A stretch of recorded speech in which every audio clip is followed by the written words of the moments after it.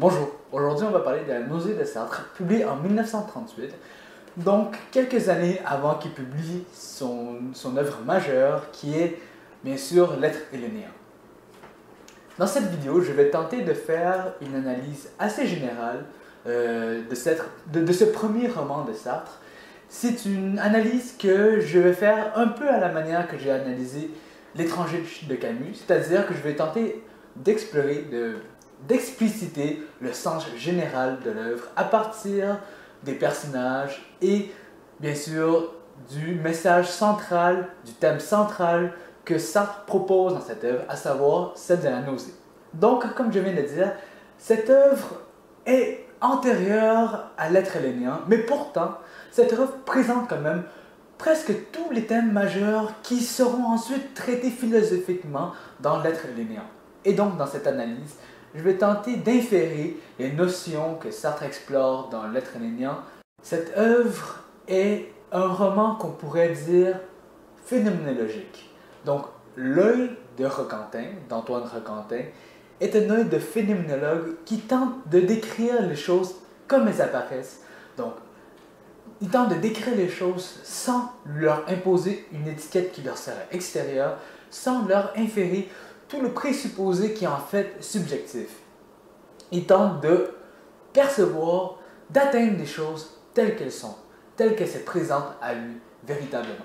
En somme, la phénoménologie tente de retrouver en fait les objets qui seraient en quelque sorte pré-scientifiques, les objets qui se donnent à notre expérience sans l'interférence de tous nos présupposés, qu'elles soient scientifiques, religieuses ou peu importe. Elle se veut une science qui atteint les objets dans notre expérience brute. Et c'est pourquoi, dans le roman, il y a tellement de descriptions à travers l'œil de Roquentin, qui est un œil de phénoménologue.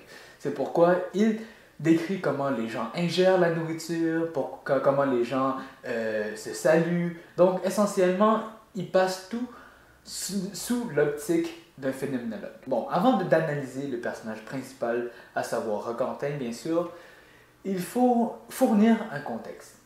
On sait que Roquentin a à peu près 30 ans, qu'il a fait le tour de l'Europe et de l'Asie.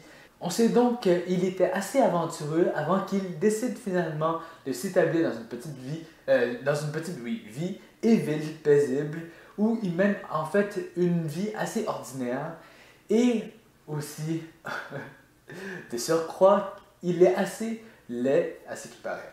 Bon, le matin, il fait son travail d'historien où il tente de rechercher et d'écrire sur la vie de Monsieur de Rollebon. Et ensuite, le soir, il va à un café ou un bar où pratiquement il reste là jusqu'à la tombée de la nuit. Si sa vie ne pose pas particulièrement un problème, bien, depuis le retour de ses voyages, il ressent une certaine crise existentielle. Et en réalité, c'est le seul problème dans sa vie, c'est que sa vie manque de sens, sa vie est dans la solitude, où il se sent coupé des autres, où il sent qu'il n'y a aucune relation intersubjective possible. Et du coup, il y a une certaine sensation qu'il perçoit dans cette crise existentielle qu'il nomme la nausée. Dans la nausée en question, les objets révèlent soudainement une face non familière à lui. Les objets qui sont habituellement comme presque anonymes, incognito, qu'on passe juste à côté sans problème et qu'on ne remarque presque pas en fait, soudainement dévoilent et s'imposent à Roquentin sous un aspect étrange, non familier. Donc ce n'est pas que leur sens n'est plus présent, mais que Roquentin ressent une espèce de difficulté, une entrave à les saisir aussi facilement qu'il le faisait dans la quotidienneté. Bon, rentrons dans l'analyse de Roquentin à proprement dire. Toute sa vie est maintenant dirigée vers la compréhension d'un autre individu qui est Monsieur de Rollebon. Il tente de reconstituer le sens de tous les actes, de tous les gestes posés importants de Monsieur Rollebon et il tente de devenir en quelque sorte cet autre individu que lui-même. Mais pourtant, malgré toute cette dédication à le comprendre, il ne saisit toujours pas entièrement sa personnalité. Il y a toujours quelque chose qui manque malgré toute sa dédication au point même qu'il allait voler des documents de l'Union soviétique. c'est que en fait, il n'y a pas une certaine raison qui guide, qui comme gouverne tous les actes de Monsieur de Rolbon. Ils ne forment, ces actes-là forment bien comme un ensemble assez cohérent, c'est-à-dire qu'il n'y a pas de contradiction en tant que telle entre les actes, mais, mais Roquentin a une difficulté de trouver une raison qui serait unique derrière tous ces actes. Autrement dit, il a de la difficulté à donner une étiquette à M. de Rolbon, à le catégoriser à un certain type d'individu. Plus tard, Roquentin va laisser tomber à l'eau son projet d'écriture parce qu'en fait, il va prendre conscience qu'il ne peut pas faire revivre un autre homme à sa place. Il ne peut pas faire revivre le passé alors qu'il peut à peine se souvenir, il peut à peine agripper à son propre passé. Comment faire revivre le passé d'un autre homme alors qu'il n'arrive même pas à saisir son propre passé? En effet, ici, Sartre laisse déjà transparaître un peu la théorie de la temporalité qui va développer davantage dans l'être et le néant, c'est que le présent glisse constamment dans le passé et en fait, le présent est pure fuite dans le passé. Mais ce passé-là n'existe pas. Donc le passé est comme un passé qui s'agrandit de plus en plus. Et pourtant, ce passé-là, au lieu d'être un bloc compact, un bloc où tout ce qui est retenu dans le passé serait en quelque sorte encore vivant, au contraire, dans ce passé, tout est flou. Il ne reste qu'une espèce de goût amer, pourrait-on dire. Il ne reste que l'interprétation ou le sens même de ce qu'on vient de faire, du passé, etc. Mais même les images, en quelque sorte, de ce passé ont disparu. On ne se rappelle pas exactement de ce qui s'est passé à tel ou tel moment. Il n'y a plus rien qui existe dans le passé à part la mémoire ou en fait le sens même de ce présent qui est dorénavant mort. Il ne reste que le sens gardé par la personne encore vivante. Et donc, en quelque sorte, on pourrait dire que le passé s'envole, que tout le passé et toutes les histoires qui concernent l'individu ne le concernent plus véritablement dans le présent. Et dans l'être et le néant, Sartre dira que oui, le passé reste toujours collé au présent d'un individu, mais avec une certaine distance. C'est que oui, on se rapporte encore à ce passé comme étant bien moi. C'est bien moi, par exemple, qui a frappé quelqu'un hier, mais le moi d'aujourd'hui n'est déjà plus le moi de hier. Je peux changer, je ne suis plus obligatoirement la personne qui a frappé un autre individu hier. C'est cette distance-là que Roquentin ressent en faisant son projet. Et c'est pour ça qu'il abandonne complètement. C'est que, de un, il ne pourra jamais recréer tout le sens même de Monsieur de Rolbon, en fait, ces actes-là ont été posés dans une liberté. Il n'y a pas une raison universelle d'un certain Monsieur de Rolbon qui expliquerait tous les actes qu'il a posés. En fait, toute l'interprétation des actes de M. de Rolbon provient de Roquentin lui-même. C'est Roquentin lui-même qui infère le sens dans les actes de M. de Rolbon, et c'est non pas un sens déjà trouvé dans les quelques documentations qu'il détient. La vie même de M. de Rolbon est une vie recréée, donnée par un sens même que M. Roquentin lui infère. Avec l'aide de l'œil phénoménologique de Roquentin, Sartre va ensuite procéder à faire une critique de tous les bourgeois de son époque. Comme mentionné plus haut dans la vidéo, Roquentin tente d'analyser et de décrire les actes des autres, de tout ce qu'il voit en réalité, de tous les objets, de tous les individus.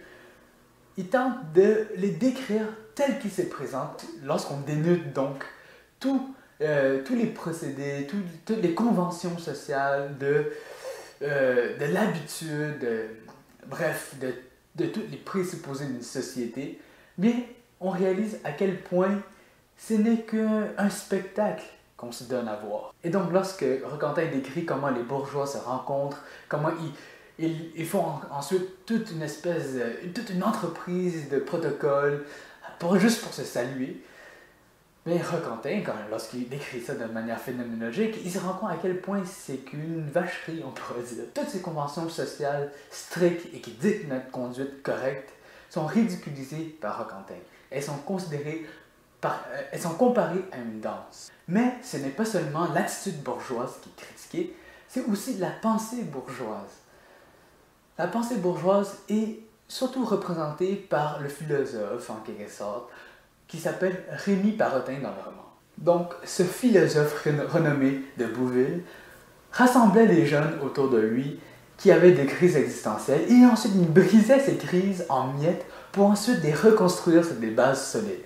Ces bases solides étant que chaque individu a sa place dans le monde, que le monde est fait pour lui, que en fait l'homme et le monde s'harmonisent totalement et qu'il y a toujours une voie possible pour lui. Bref, sa philosophie est donc que chaque homme possède le droit total de vivre dans le monde tel qu'il est et de vivre dedans comme lui il est aussi. Et donc cette pensée se base sur un absolu, sur le fait que c'est comme un athéisme qui demeure encore théologique. C'est dire en quelque sorte que malgré tout, il y a encore un absolu qui existe. Il y a encore une place toujours possible pour l'être humain au sein du monde. L'être humain est né avec un sens déjà inclus dans sa naissance. Alors que bien sûr, dans l'existentialisme de Sartre, l'homme doit toujours construire son propre avenir, toujours construire son projet qui est sa vie entière. Ses actions construisent l'essence de sa vie. L'autre pensée bourgeoise est représentée par le docteur Roger. Le docteur Roger représente parfaitement la maxime selon laquelle la sagesse croît avec l'âge. C'est par le fait qu'il a tellement vécu dans la vie qu'il peut ensuite catégoriser tous les individus qu'il voit, qu'il peut mettre une étiquette sur les individus de son entourage. Il a eu tellement d'expérience, en guillemets, que dorénavant, il peut dire de tel personnage qu'il est un tel type d'individu. Et bien sûr, c'est donc un procédé de mauvaise foi. C'est qu'il demande à un tel individu qui est pure liberté de s'identifier avec une catégorie, avec une étiquette. Par exemple, si je demande à quelqu'un de s'avouer comme homosexuel, par exemple, c'est un exemple dans l'être et le néant, cette personne-là peut s'avouer comme telle, mais alors elle réduit toute sa liberté d'agir autrement que comme un homosexuel. Il est dorénavant obligé, à cause de son étiquette, ou du moins il se veut totalement cette étiquette, il s'oblige ou il est obligé d'agir exactement comme cette étiquette dit de le faire. Mais pourtant, il est pure liberté. Il peut à chaque moment agir comme tel ou tel, comme n'importe quelle autre étiquette, ou bref, comme sans étiquette. Mais, bien sûr, un des personnages le plus intéressants est l'autodidacte. Il est aussi dans la nausée comme Roquentin, mais il se réfugie ensuite dans l'humanisme. Et c'est ici que Sartre adresse une grande critique contre l'humanisme de son époque. Ils prétendent aimer les autres hommes, aimer les autres êtres humains et créer en quelque sorte toute une espèce de communauté ensemble. Mais pourtant, à plusieurs reprises, dans plusieurs scènes de la nausée, on retrouve en fait le fait que l'autodidacte déteste les autres individus. Il n'aime que les concepts derrière ces individus, des concepts abstraits qui peuvent représenter, comme par exemple le jeune amoureux, le vieux, etc. Il représente des idées abstraites, mais lorsqu'il est confronté à une personne réelle, il y a choc. Il déteste cette personne-là. En fait, il n'apprécie aucun individu concret qui existe dans le monde. Il n'aime que les idées qu'ils peuvent représenter. Et lorsque Roquentin critique ce mouvement, l'autodidacte riposte en lui disant que c'est un misanthrope. Il tente d'étiqueter Roquentin comme un misanthrope. Évidemment, Roquentin refuse cette étiquette. Ce n'est pas qu'il est un misanthrope, mais ce n'est pas qu'il est non plus un humanisme. Il est ni l'un ni l'autre. Il est juste lui-même. Maintenant, il est temps de poser la fameuse question, qu'est-ce que veut dire la nausée? Qu'est-ce que la nausée en tant que telle? Mais c'est une expérience phénoménologique de Roquentin. C'est par la manière même de voir le monde, et non le contraire, que Roquentin est dans la nausée. C'est donc à dire que la nausée est à voir dans le monde. La nausée est comme dans les objets, et elle n'attend qu'à voir, qu'à être perçue par le sujet. Ce n'est pas une réaction subjective de Roquentin face au monde, mais c'est le monde en tant que tel qui se présente comme étant la nausée à Roquentin. La nausée est comme un mix de plusieurs choses. D'abord, on peut dire que la nausée est lorsque les choses perdent leur étiquette et perdent leur superficialité, et donc perdent comme leur cadre de raison, les cadres qu'on leur impose pour simplifier ce qu'elles sont véritablement, et qu'on tombe alors dans ce qu'elles sont véritablement. On découvre comme la largeur, la grandeur même de l'être qui sont. Cet être tellement grand à cause qu'ils sont comme illimités maintenant, illimités, donc qu'on enlève la limite qu'on leur a d'abord imposée, cette grandeur envahit le sujet et le fait tomber dans la nausée.